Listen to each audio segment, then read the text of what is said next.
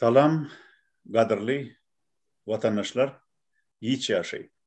Biz bugün yine de demokratik fikirli Türkmenistanlılar olup, hem de daşarı yurtlarda işleyen demokratik köpçülüklerin haber seriştelerinin vekilleri olup, yine de bir gedek bizim ulu yeňişimiz bilen siz bilen şu şahatlığı paylaşmak için YouTube'da yığınanlık.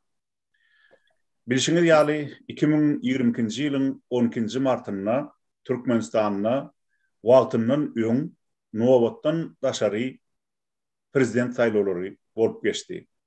Şol prezident saýlawlaryna Türkmenistanyny 9 adam gatnaşdyryldy. Olaryň biri Türkmenistanyň 15 ýyldan bäri diktator bolup işleýän Gurbanly Berdimuhammedowyň ogly Serdar Berdimuhammedow. Galan 8 dalaşýar, olar dalaşýar hökmüne hasaba alınsa da diňe garantga dalaşýarlar.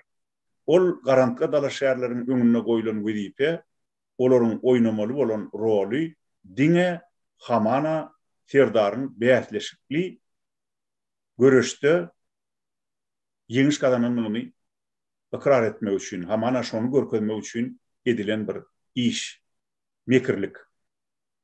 Emma bu edek görüşüňiz ýaly demokratik oppozisiýa, Türkmenistanyň demokratik pikirli graždanlary, raýatlary muňa kaýyl gelip oturmadylar, hem de daşary ýurtlarda, Ýewropada alternativ prezident saýlawlaryny geçirdiler. Ýewropada geçirilen alternativ elektron prezident saýlawlaryna ähli dalaşýarlar gatnaşdyryldy. Türkmenistanyň içinde Merkezi Saýlaw Komissiýasy tarapyndan hasaba alynan dalaşýarlar, Merkezi Saýlaw Komissiýasynyň asla hasaba almadyk dalaşýarlary hem elektron saýlawlara gatnaşdyryldy. Netijede elektron saýlawa Türkmenistanyň hasaba alynan 9 sany dalaşýardan daşary ýene de 4 sany dalaşýar gatnaşdy. Şu saýlawlaryň netijesinde bilişiňiz ýaly biz ony öten akşam gije ýarymdan soň size habar berdik. Demokratik platformadan demokratik oppozisiýa, Türkmenistanyň demokratik pikirli graždanlary tarapyndan hödürlenen kandidat Murat Gurbanow münasip hem ören önamli ýeňiş adamy. Murat Gurbanow 13 tane dalaşýaryň arasynda birinji ýeri eýledi hem de 49,18% ses aldy. Türkmenistanyň saýlawçylarynyň sesini aldy. Oňa iň ýakyn waran ikinji orny eýlen dalaşýarym Serdar Berdimuhammedow boldy. Serdar Berdimuhammedow, eger ýalňyşmasam, bu barada soňra häzir tablitsa çykar, tabloda görersiňiz, 16%dan gowrak, tas 17%da goloy ses aldy. Şeýlerak 3-nji ýer alan dalaşýarym elbetde Türkmenistanyň olam şol nime diňe göz üçin gatnaşdyrylan dalaşýarlaryň biri birden garaşylmadyk ýagdaýda 40 000'dan gowrak ses aldy. Ol barada da häzir siz tabloda görersiňiz. Inni şu ýerde men demokratik oppozisiýanyň adymdan prezidentlige kandidat ödürlemek boýunça inisiatiwa toparynyň adymdan düzülen gutlaw hatyny okap bermekçi. Türkmenistanyň 2022-nji ýylyň 12-nji martynda bolup geçen nowatdan daşary prezident saýlawlaryna ýeňiş kazanyan Murat Gurbanow gutlaw. Biz demokratik Türkmen oppozisiýasynyň dalaşýar hödürlenen Murat Gurbanowy Türkmenistanyň 2022-nji ýylyň 12-nji martynda geçirilen prezident saýlawlaryna gazanan münasip hem önamli ýeňişi bilen tüýsürekden gutlaýar. Hormatly Murat Gurbanow, Türkmen saýlawçylarynyň bildiren bu ul önami siziň demokratik şahsiýet hökmüne halkyň hak hukuklary uğrundaky görüşde hem häzirki saýlawlar döwrüne aýdyn ýüze çykan siyasi guramaçylyk we görüşüjilik ukybyňyzyň hem de halk arasynda tiýip ösýän awraýyňyzyň ikrar edilmegidir. Biz Türkmenistan'ın prezident saylawlaryny geçirmek boýunça Merkezi Saýlaw Komissiýasyndan hemme dalaş ýerleriň, şol sanna Serdar Berdimuhammedowyň da gatnaşmagyna geçirilen açyk we aýdyn bäsleşikde önemli öňe saýlanan Murat Gurbanowyň ýeňişini gaýra goýulmasy ikrar etmegi talap edýär. Şol wagtda da biz Murat Gurbanowa açyk görüşde gazanyň uly ýeňişiniň esasyny kanun suratda eýlemeli prezidentlik wezipesini alyp barjak içerki we daşarky siýasatyny öňde durýan gaýra goýulmasy syýasy, ykdysady hem sosial reformalary durmuşa geçirmekde uly üstünlükler arzu edýär. Hormatly Murat Gurbanow, goý siziň egsilmez iş gujuruňyz, professional bilimleriňiz hem şahsy adamkärçilik tejribeňiz adalatsyzlykdan köp ejir çeken Türkmen topragyna durmuşa geçiriljek uzak garaşylan oňyn özgörüşleriň birewi bolsun. Biz Türkmenistanyň ähli raýatlaryna demokratik Türkmen oppozisiýasynyň dalaşýaryna bildiren uly ynamlary hem berk gollawlar üçin tüýs ýürekden minnetdarlyk bildirýär. Demokratik oppozisiýadan prezidentlige dalaşýar hödürlemek boýunça inisiatiwa topary. Gaderli illeşler ine görüşüňiz ýaly biz sizi ýene bir gezek biziň bilelikdäki gazanan şu ullukan ýeňişimiz bilen gutlaýarys, hemde bugun belli bir derejede bayramçylyk hemde bir toy dabara derejesindäki gepleşigimizi başlaýarys. Onu ilkinji sözü biz öz demokratik aktivistlerimiziň biri Türkmeniň geljegi üçin biziň doğduk toprağımızda gelecekte hukuk devletinin, hemme adamların hukukunun deň boljak devletinin kurulmagy üçin göreş alyp barýan illeşme Timur Serkerdə berýär. Timur, söz sizden, aýdy berin. Sağ olun. Sözleriniz için salam edil vatandaşlarım. Görüşümüz ýaly saýlawlary geçti. Türkmenistan içinde yatama saýlawlar daşynda hakiki saýlawlar geçirildi elektron. Görüşümüz ýaly elektron saýlawda Murat Gurbanow ýokary derejede birinji bolup çykdy. Şoň üçin halk Murat Gurbanow goldaýa köp adam goldapdyr. Şoň üçin Murat Gurbanow men şol üstünlüklerini gutlamak isleýän. Murat Gurbanow siziň şu üstünlükli çykaryňyz üçin tüýsürekden gutlaýan, gutlamak bilen size bir çantalyk, işiňizde ýoluňyzda üstünlük, geljekde Türkmenistana baryp Türkmenistanyň parlap duran döwlete örjeginizi tüýsürekden ynanýarys. Sag bolun. Köp sag bol Timur, onu gaderli illeşler, eginleşler, egerde kim gürlejek bolsa belki gutlaw sözüni aýtjaksyňyz, belki bir aýtjak teklibiňiz bardyr.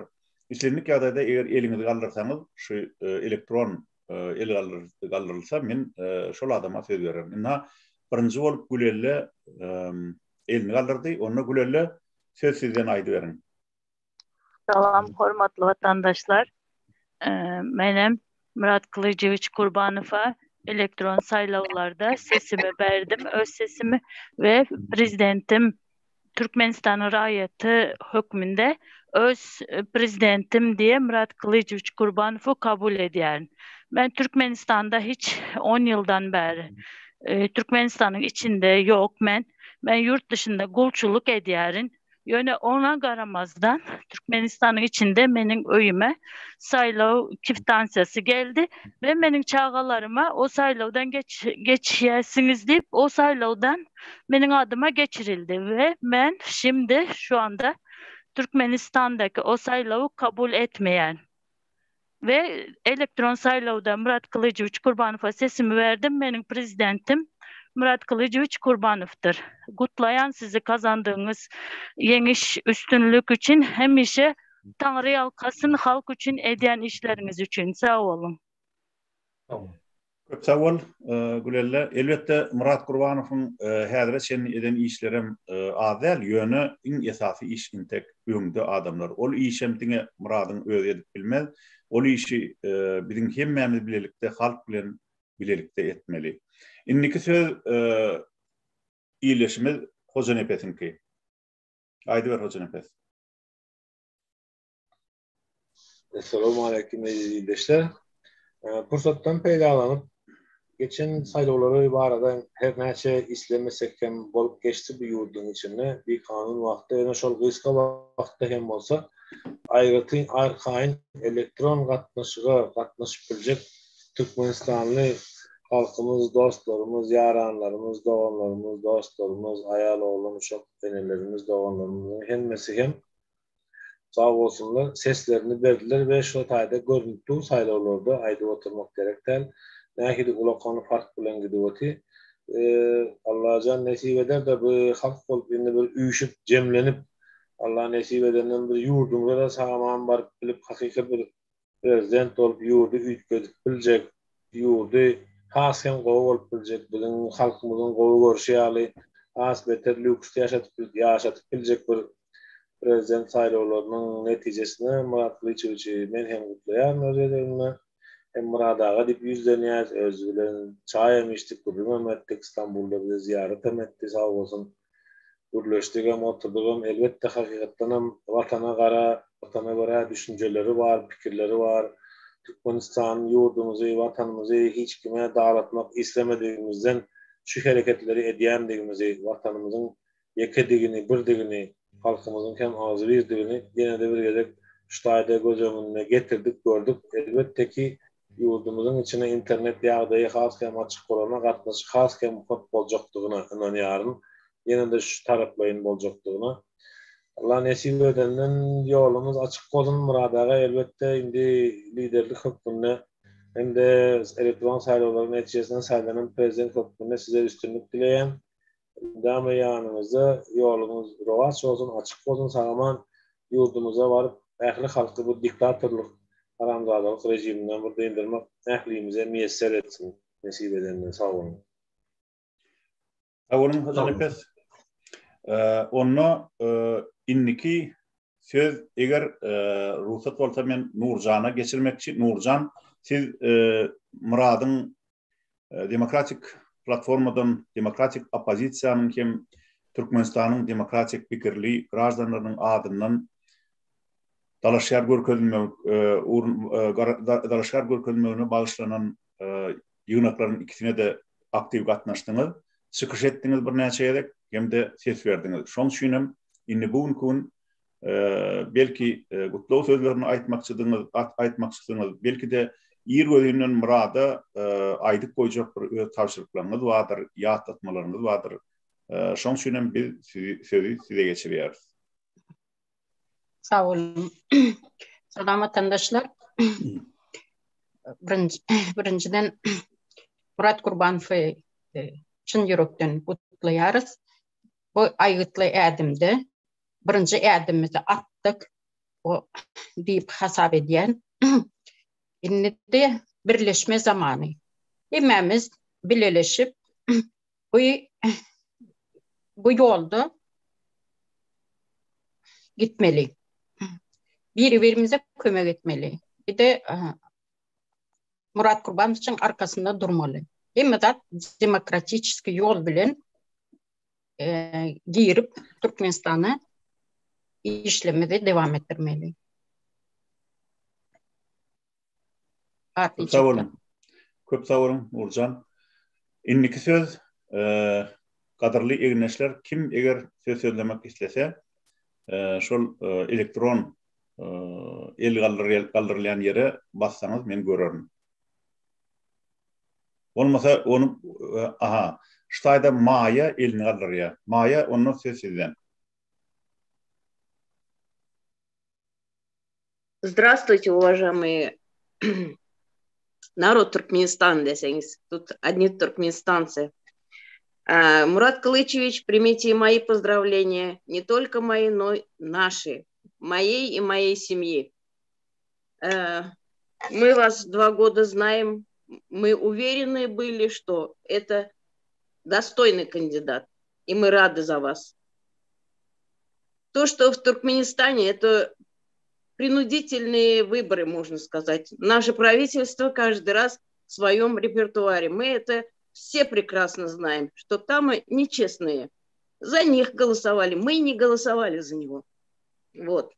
А вот эти вот честные выборы, тут никого не обманешь. Вот. И наши надежды на будущее большие на вас. И мы будем помогать вам. Спасибо. Спасибо, Майя. Тогда следующее слово представляется, я начал уже на русском, нашему земляку, активисту Муса Ревшин. Кадрлы ийлешлер, инниктел Муса Ревшин'inki. Musa aydıver. Assalamu alaikum vatandaşlar. Benim öz gözlerimde birinciden öz halkımızı kutlayan, ikinciden Murat Kurbanov'u, Murat Ağa sizi kutlayan hakiki 30 yılın içinde hakiki demokratik erkin saylolar geçirildi. 30 yıldan beri mecbur ediliyor, falsifikasyon ediliyor. Yine bütün halkımızın cemleşip şeyle ağzı bir olup ulu saylolar geçirildi. Ben öz adımı açsam, qarasam oktum şeyle aktif adımlar halkımız şeyle aktif olar mı deyip. Yani 400'ünden köp adım katmıştı. Şol saylolar geçirmeye kömek eden, yardım eden adımlar hemisi sağ olsun diyecek. Aktif ses veren için köp sağ olun. Her kime öz vatandaşlarımıza minnettar. Tanrı halkasın. Murat Ağa size de ınam güçlü yurdu alıp çıkarsın deyip yani öz halkımız öz gücür gayretini şu vatanımızı dikeltmeni Murat Ağa golda vermeni çağırayan inşallah bu yurdumuzu demokratik hukuk devlet kururuz deyip inanıyorum. Köp sağ olun Murat Ağa. Sağ olun. Sağ olun. Sağ ol Musa. Onno инниктел ийлешimiz Bayram Türkmen'inki. Bayram, слово представляется вам. Можете Салам алейкум, ватандашлар. Здравствуйте, дорогие граждане Туркменистана. Вот произошли выборы. Видим, что нечестно все произошло. Обратно семья Бердымухамедовых осталась. Сейчас время пришло. Вы видите, что происходит в мире. Демократия начинает объединяться, демократия начинает побеждать. Европа, Америка объединилась, и всякие правонарушения, всякие преступления, это будут выходить, это будет говориться, будут блокировать их счета все родственников, президентов любых диктаторских стран, в том числе и Туркменистана. Поэтому мы должны говорить, открывать лица в открытую, не бояться этого. Мурат Кылычевич, поздравляю вас с выбором президента. Это честные выборы. Этому подтверждение. Голосовали все туркменистанцы. Это все было честно. В том числе и я голосовал. Спасибо вам большое и продолжаем бороться с этим диктаторским режимом. Спасибо. Sağ ol Bayram. Maya, siz eyyam görüldünüz, elinizi yatırın, mümkün olsa. Yok, я хотел добавить. Ага, более, он айдывер. Пропустила. Вот вы сказали, что вам голосовали больше 200 тысяч. Но умножьте это на 5, на 10, потому что у каждой вот мы помогали. Кто-то не разбирается в этом телефоне, кто-то не смог. За мной, например, я полностью могу сказать, что 15-20 человек обрадовались то, что я им сказала. Мы, говорит, тоже, многие не понимают вот в телефоне. И это недоступно иногда, старый образец полоса телефона. Вот, это на 10 умножьте. Это цифры. Это будет правда. Doğru. Doğrudan bize de köp Erkin Türkmenistan TV radyosuna da köp hatlar geldi. Bizden başardığımızdan düşünürdük adamlara ne edip ses vermeliğini. Ayrıca orta yaşlı adamlara elektron avdalar ulanmak kıyın, düşünmek hem kıyın, şon sünem adamlar ses verecek adamların hem doğrudan köpüsü şon uğrunu tapmanam atmış bilmem galandır. Ol görünüp dur şu gelen hatlardan hem onu ansa olya. Yani onu aramadan yani kaydışımız yani ilki bilen şu elektron ses verişlige sayloları 400 mindən gowrak Türkmenistan'ın grajanları gatnaşdy. Bu gaty ullokan san adamlar. Türkmenistan'ın ýagdaýyna ähli sosial ulgamlaryň gadagan edilen ýurduny, şol sanna YouTube'un hem, WhatsApp'ın hem, beýlik Telegram'ın hem hemmesiniň gadagan edilen bloklanan ýurdunyň şonça adamyň ses bermegi içinden daşynan gaty ullokan waka. Şoňam 208 miňden gowragy Murat Kurbanov'un yani demokratik kandidatın peydatyna ses verdiler. Bu gatı ulu yemiş. Doğrusunu aýtsam Türkmenistan'da men şu 400 miň adam gatnaşandyr meýdemek şu mezur taýlawlara. Gatnaşda da her maşgaladan hatta tutuş bir koçumdan bir adam gidýär, şolun atlary aýaglar bültenler atyp gaýdýar barmadyklan kynam öýdleri doldurup atýarlar şu taýlaw komissiýasyna oturanlar. Ol Türkmenistan'da gatı belli bir fenomen. Şoň üçin men pikirimçe elektron taýlawlara Türkmenistan'ın taýlawçylarynyň has köp sanyny gatnaşdy we bu has uly reprezentativ taýlawlar diýip men hasap edýärin. Şoň öýdüm bunun legitimligini arttırýar. Inni söz Байрам можете опустить руку, потому что уже говорили, мы предоставим слово кому-то следующему нашему соратнику. Inni adamlar kim geplecek? Yine de ona görýän administrator DVT diye Aydıver söz sizden. Salam vatandaşlar hemmäňize. Menem şu öýdüregimde 12 Mart'ta Türkmenistan'da geçirilen adatdan daşary prezident saýlawlarynda Murat Kurbanow'un kazanan ýeňiş bilen tüýsýörüni gutlayan şeýlede Türkmen halkyny hem gutlayan indi bu 30 ýyllyk diktatorlukdan ýadan Türkmen halky ahyry azatlyga çykyp özüniň demokratik Türkmenistanyny gaýtadan dikeldip gurup dünýäniň öňde baran ýurtlaryna görelde bolup ötüp gitmegini dileýär hemmäňize üstünlük bu diktator rejimini ýeňers netip bolan. Sağ olun. Sağ ol nime administrator. Elbette biz demokratik ýurtlara görelle bolup biler taýýanmak ýöne görelle alıp össek şolardan şoň öýdüm biz üçin gaty ullokan ýeňiş. Inni häzir söz iýleşimi Zarina geçirilýär. Zarina isleteňiz türkmen diline gürlen, men bilýän häzir siz uly höwes bilen türkmen dilini öwrenýäňiz. Rus diline de gürläp bilýäňiz, ýöne türkmen diline de gürlemek arzuňyz, islegiňiz bar. Я по-русски скажу. Здравствуйте, мои дорогие жители Туркменистана. Я, во-первых, вас всех поздравляю с нашим новым достойным президентом Мурата Курбановича. Желаю также ему всего хорошего, наилучшего, успехов во всем. Чтобы так держать, Мурат Курбанович, дыны öne, только вперед, мы с вами всегда, мы вам всегда дадим поддержку. Мы как знаем, что в Туркменистане были выборы, но они были плохими выборами, обманным путем выбирали этого Сердара Бердымухамедова. Достойные выборы были, по электронной почте были достойные выборы. И действительно победил Мурат Курбанович.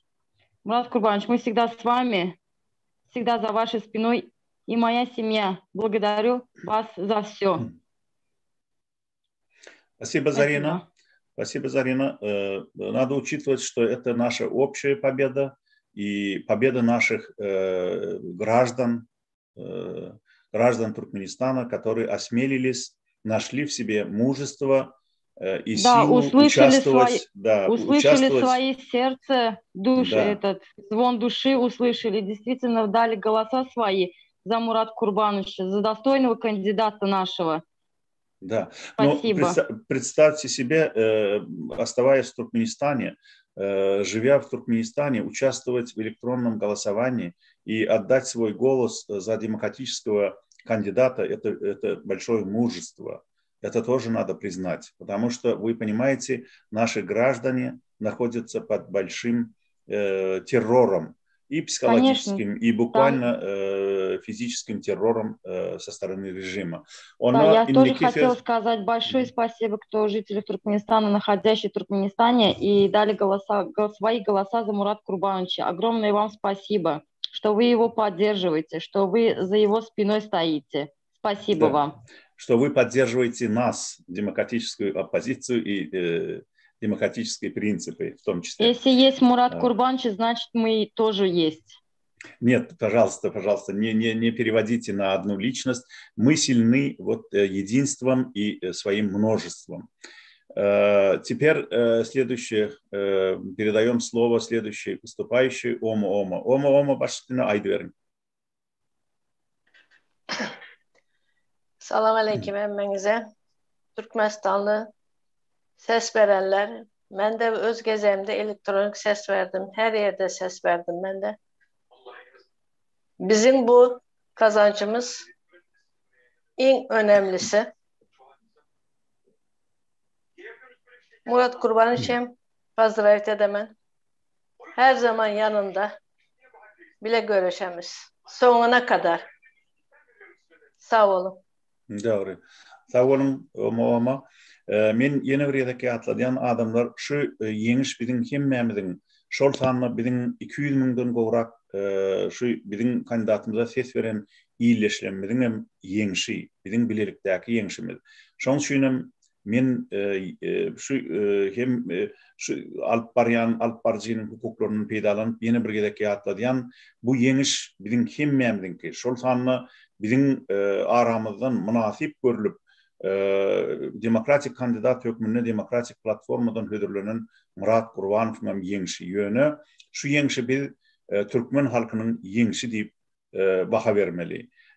Dine şonunu ol doğru bolar. Şon üçin innik sözümen Liberta geçiriyen Liberty söz senden aydı ver. Sağolun Akkol Parağa. Salam hormatly vatandaşlar. Şu gün Türkmenistan'ın tarihinde dünyada ilkinci gedek adalet saylawlary geçirildi. İlkinci gedek. Onda da Murat Kurbanov ýeňiş kazandy.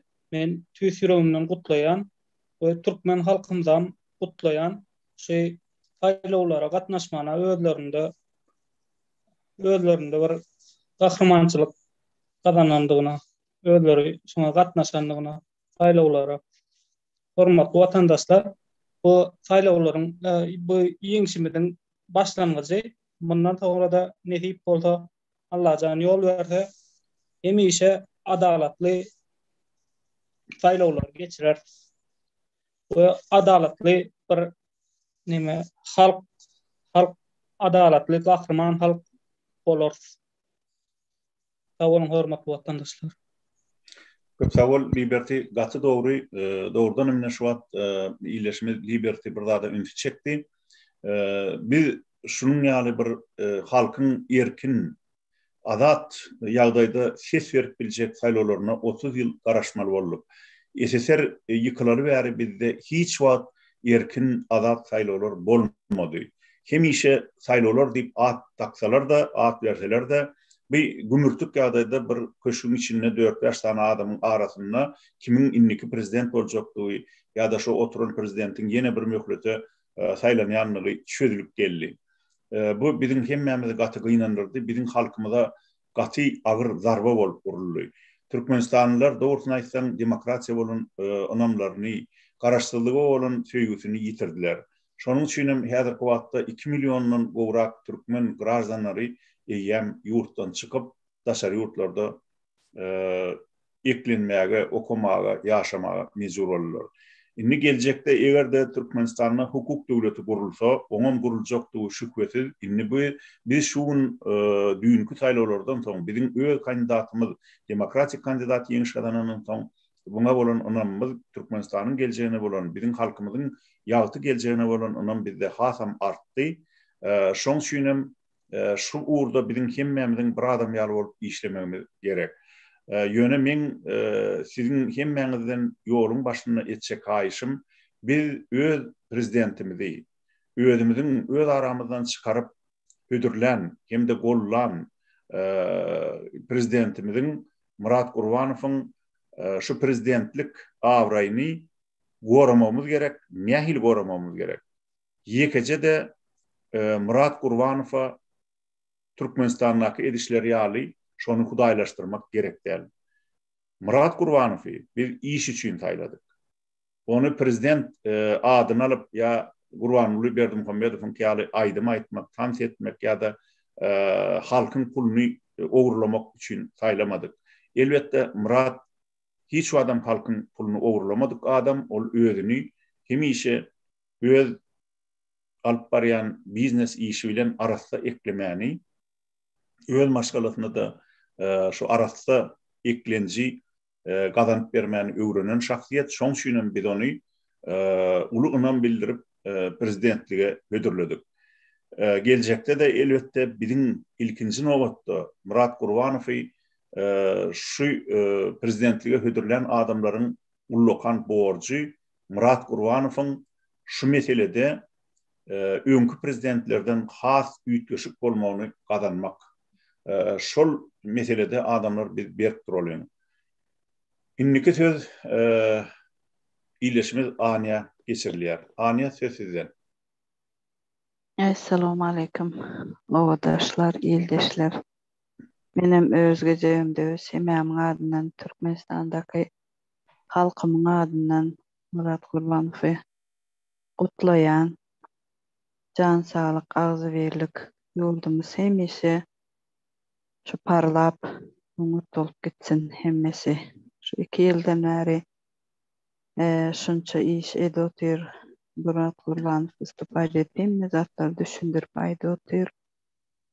Nämede şoňa men uçunrady. Menim öz gözegimde ýene bir gezek halkymyz hemmäňiz diýip pozdrawlaýar. Hemmäňize üstünlük, sağlyk. Köp sağ olun Anya. Ona inniki söz iýleşimiz Miguel'inki. Salamu alaikum hemmäňize. Men şurada adamların bize seyredýän YouTube'dan seyredýän adamlaryň ünsüni çekjek bolýanda Murada hakykatdan hem şu prezident saýlawyna münasip adam. Sebäbi de hiç ýaltogsuz, hiç erinmän her gün 5-10 video çekip bütün adamları, bütün halkymyzy demokratiýa düşündirmek üçin alady etýärdi. Ve bu aladan netijesinde bu psikolog arator bir gramata eýedigine inanýan men. Ve bu saýlawlarda Murat'ın kazanmasına da beğendim. Özünü şahsi nomerundan gutladym. Men ýene de täzeden gutlaýan. Ve bize 200 miňden gowrak adam, 208 miňden gowrak adamyň ses bermesini olary da köp taňyr alkasyna aýdan. Ve şu ses beren adamlaryň bizi hereket toparmyzy olaryň şolar görmekden begençlik duýjamyzy anýan.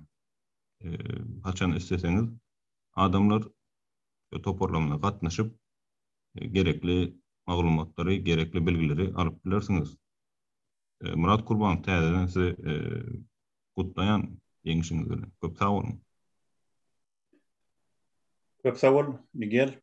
Inni ştada men ýene de bir gezek iýleşlemedi bizim umumy ýeňişimiz bilen gutlaýan adamlar. Na bir ilkinji gezek özümüz bilen şu deň hukukly ýaşap Türkmenistanyna deň hukukly işläp biljek prezident saýladyk. Prezident diýmek näme? Halk bir adamyny işeňir, bilimli adamyny öz arasyndan çykaryp şoňa konstitusiýada görkezilşi ýaly aňyrsy 2 möhlet wagt berýär işlemek üçin. Egerde şol önamly ödemese, ýa prezident 1 möhletden soňam öz önamly ýitirýär we ikinji möhlete geçmeden ýa şo 1 möhletden soň işden aýrylýar. İň işeňir prezidentler, iň halkyň önamly gazanan hem de şo önamly ödemegi başaran prezidentler iki möhlet işläp bilýär. Türkmenistanda da indiden eýlek Muratdan başlap hemişe prezident diňe iki möhlet oturar. Öz kürsüsinde, öz wezipesinde. Eger şo prezident dünýäde iň gowy prezident bolsa, iki möhletden soň hökman wezipesini tapşyrmaly. Indiki prezidente tapşyryp özü başga işler bilen meşgullanmaly ýa-da ýaşy pensiýa ýaşyna ýetenen bolsa, hormatly din jarşa çykmaly. Prezident diýmek Hudaý däl. Prezident diýmek hanam däl, sultanam däl, türkmenwaşam däl, arkadagam däl. Prezident diýmek halkyň öz iň möhüm ýurtda iň möhüm işini tapşyran bir adamsy, adaty adam, bilimli işeňir adam. Şoň üçin hem Türkmenistanyna geljekde biziň öz ýüregimizde dugan gowy ýagşy maksatlarymyz amalaşda birinji bilen ährim prezidentin bir möhletini 5 ýyla getirer. Ondan soň şol diňe iki möhletden soň hökman şol adam perişte ortada hökman wezipeden gitmeli hem indiki prezidente yerini vermeli. Ondan men ştaýda köp ýyllardan beri demokratik opozisiýany gollap gelen ýazgy hem jurnalist hökümini öňünden bir zady ýatladym gelýär. Men Türkmenistanyny öz işini tamamlayan prezidentin kimdir birini inhamen miras düşerim diýip saylamaga teklip etmegine karşı. Sebebi bunun özü eýem korrupsiýa getirip bilýän bir adam bolýar. Prezident öz işini etmeli, indikilere yol verip wezipeden gitmeli. Ol özünün hamana miras düşerini saylamak, yani rus diliniň oňa preemnik diýilýär. Şonu görkezmäge haky bolmaly. Ine şolar ýaly prezident hökmüne işlejekdigini Murat biz bilen bolan özara gurrunda känede bu arada pikir alıştyk hem de Muradam şu demokratik prinsiplere bir eýerýän adam.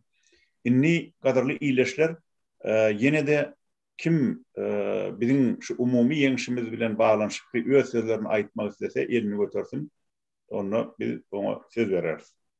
Eger de häzirlikçe hiç kim aýtmak islemeýän bolsa, onu men Murat Gurbanov'un özüne söz verip öz geljekki planlarından birazajyk halka gurrun vermeni haýyş etmekçi. Murat onu söz sizden. Sağ olun, Ahmet Atamlan, söz verem üçin. Sağ olun, hormatly vatandaşlar, meni gorlap çykyş edip otlaýanlar. Köp taňaýam. Men şu iki günde yaman köp canlar aldım, yaman köp mesajlar aldım, yaman köp ýa-ni dil sözleri eşitdim adamlarım. Köp taňaýarlar memnunda. Doğrudan Ahmet Atamlan aýdýaly, bu birinji bilen jogapkärçilik.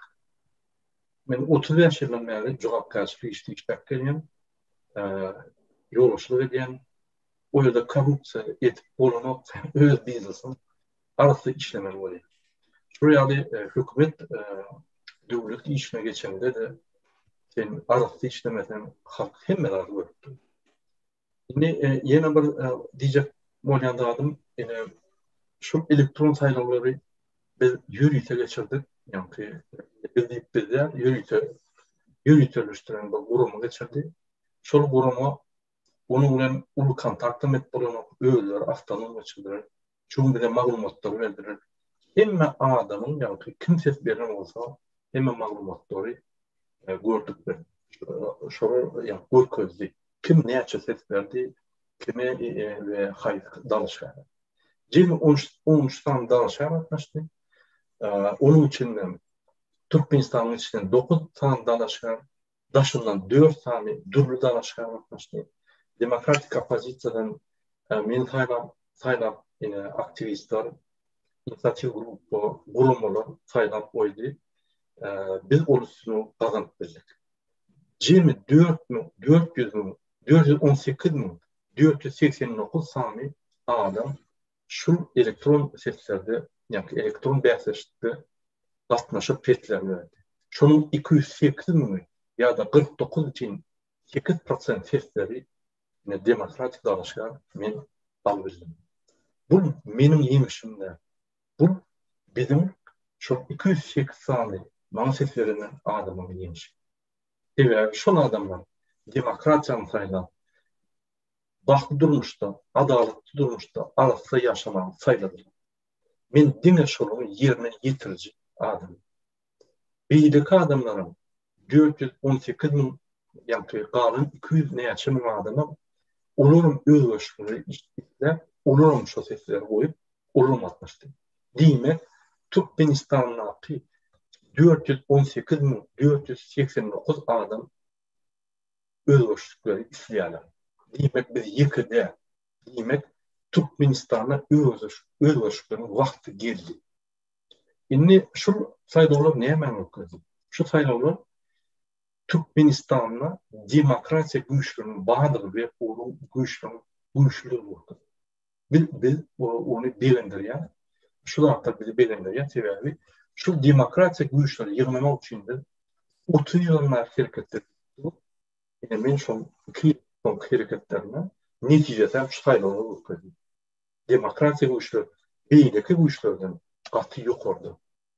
Ol biz belendirýär. Şoň üçin men hemmäňe bizim olan adamlara uçun minnetdarlığımı veriyor. Bizim yemişimiz diňe şu birinji yemiş. Gaty yemişler öňüdür. Bizim ilmik maksatlarymız şu yemişleri peýdalanyp biz Türkmenistana barmakçy. Türkmenistana baryp şu ýerde ýerine diktator bilen görüşüp demokratiýany isleýän adamlaryň hemmesini jemläp daşyna içine jemleşmeli ýaly. Biz Türkmenistan demokratiýa ýoluna goýmakçy. Onun için biz içine varmak bolmaýar. Ya şu tiyade bizim maksadımız. Şu maksada yetmek için sizin golunuz bize verin. Sizin golunuz olmasa o maksatlar kelleme pikir edip alıp bolamaz. Şoň için gollarımız için köp tana ýapatyn. Bundan meter gollar, bundan meter ýeňişler galan. Ýokma. Evet, biz ýöne ekranın bunu gelmek için çıkmadı. Biz eğer ünferen olsanız birinci çıkışından Berdi Muhammedow'un yani diktatörün bu kurduğundan tutup yıkıp Türkmenistan'a adalet yolunu açık değil. Diňe şonlar görüşler. Başka var opozisiýanyň bir destruktif ya güýçli demokratik güýçlerine karşı görüşler. Diňe bir adama, diňe bir tohuma, diňe Türkmenistan'a agryada ýakalan adama karşı görüşler. Onun öňüne başlaýan şu gurrun ve urunup halkı ergen sistema karşı görüşler. Ne şonu çalışmak için ve Türkmenistan'a varmalı. O indiki bizim maksatlar. Näme varmalı? Näme şertde varmalı? Onu biz yapıp Zoom'da yapıp ýagdaýda görüşüp netijelere kadar size netijelerini hökman suratda aýdar. Şoň üçin ýene bir geler hemme adamlara şu elektron beýatlaşyk saýlawlara gatnaşanlara köp taňaýar. Sizin aktivnalığınız siz Türkmenistan'ın gelecek için pikir edýänligi okuyar.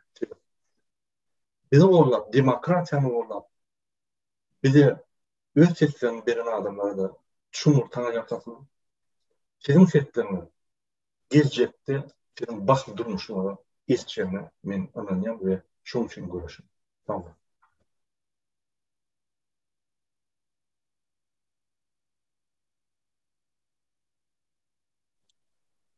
Mikrofon yap.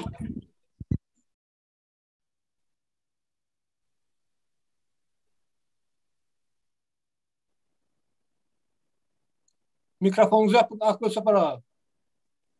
Aha, doğru başlan. Men öz mikrofonumu yapdygyny görmendim. Näme Liberty, eger aýtjaklarynız bolsa, aýdyn, bolmasa da eliňizi ýatyryn sebäbi eliňiz galdyrylgy dur. Bolýa, men aýtjaklarym bar. Hormatly watan Murad agany we biri goldan hökmantlyň ýok diýenlerde de hökmantlyň kömek edip biljek ýeriňiz bardyr. Iň bolmanda jaň edip bile informasiýa berebilärsiňiz, urady bilersiňiz, başga da özüňiz ýürekden kömek etmek isleseňiz, hökman bir ýoluny taparsyňyz.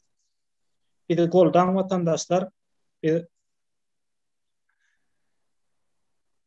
gaty ullakan bir ýeňişimizin başynda nesip bolsa indiki ýene edersiz nesip bolsa sizin goldoğuňyza bagly. Awalın hormat. Sağ ol Liberty. Inni men şurada burada atlatacak olan adamlar. Şu dünkü saylawlarda elektron saylawlara 400 miňden gowrak adamyň gatnaşyp, şoňam 200 miňden gowranyň demokratik kandidaty dalaşýary ses bermegi bir zady aýdyn görkezdi. Köp adamlar halky manipulasiýa edip bolýandyr. Halky YouTube'da çykyp yaramaz zatlar aýdyp ya başgalaranyň üstüne tökme atyp halkyň aňyny bulaşdyryp bolýandyr etdiler. Elbetde bulaşdyryp bolar. Ýöne bütün halkyň däl. Bütün halk hiç wagt özüni aldatmaz. Halkyň diňe belli bir bölegini olam gysga wagtlyk aldadyp bolmalar, manipulasiýa edip bolmalar. Ýöne bir danan aýdyşy ýaly bütün halky hemişelik allap bolmaz diýdi. Şu saýlawlaram men pikirimçe şu aýdylan dana sözleri ýene bir gezek bir tasdiklady. Näçe hökümet atylsa da demokratik opozisiýanyň üstüne ahir sonunda halk kimin kimdigini bilýänini görkezdi.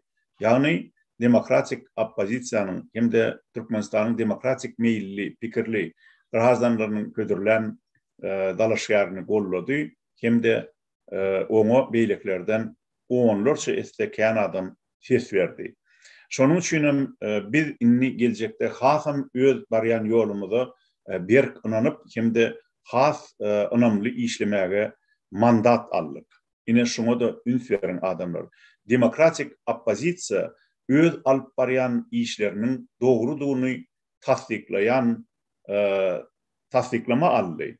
Hem bir halk tarapyndan ynam mandaty berildi. Diňe Murat Gurbanowa däl, düşünýäňiz şol biziň hemmämize şol mandat berildi. Elbetde ilkinji nowatda da şol mandaty biziň kandidatymyz düýne çenni, düýünden berem elbetde legitim ýagdaýda egerde prezidentlik saýlawlarynyň ikinji tapgyryny geçirmese Türkmenistanyň Merkez Saýlaw Komissiýasy onu tebiği suratda Türkmenistanyň prezident diýip ulan ediljek Murat Gurbanowyň eline geçýär. Şol mandaty ulanypam, halkyň ynanyna daýanypam, Murat Gurbanow Türkmenistanyna biziň kömegimiz bilen köp garaşdyran derur demokratik reformalary geçirip başlar.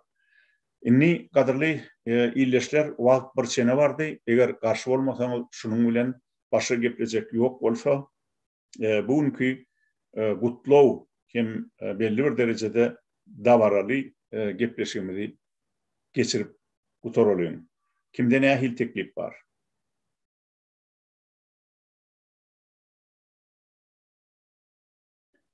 Gepleşek barmy, çykyş etjek barmy?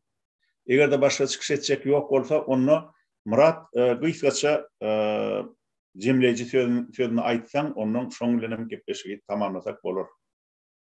Tamam. Hormatly vatandaşlar, yine biz birinci ýeňiş alanda Türkmenistana biz barmaly. Türkmenistana biz reformalary geçip başlamaly.